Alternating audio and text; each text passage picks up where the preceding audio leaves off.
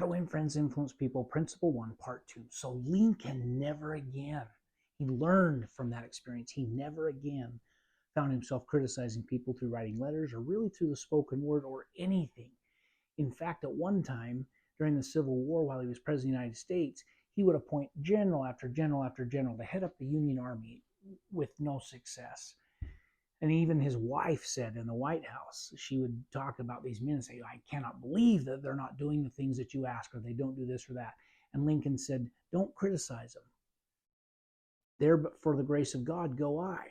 We don't really know what their situation is. That's powerful. So then he appoints Meade. And he found Lee blocked between Meade's army and a swollen Potomac. So he had the chance to end the Civil War. And Lincoln told me, do not, whatever you do, don't call a council of war. Immediately attack. Lee's wounded. They're down. There's swollen army on one side, the Union on the other. We're swollen river on one side, Union on the other. We've got our chance. Meade did exactly the opposite. He drug his feet. He didn't do what Lincoln asked. The river succeeded down and Lee crossed. Lincoln was devastated. What do?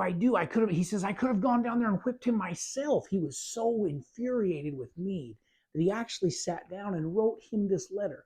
Keep in mind, this was in his later years, so this doesn't sound very rebuking, but in Lincoln's tenor, his manner, the way he was by then, this was very rebuking. He said, my dear General, I do not believe you appreciate the magnitude of this misfortune in Lee's escape.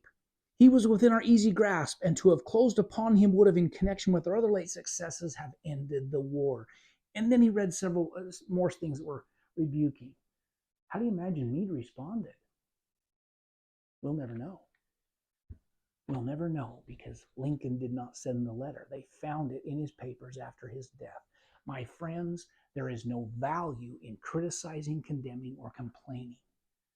We'll jump in tomorrow to the whys, but learn from Lincoln. There's no value in criticizing, condemning, or complaining. That is one of the most valuable things I think I've ever learned in this book. I'm excited to share more with you.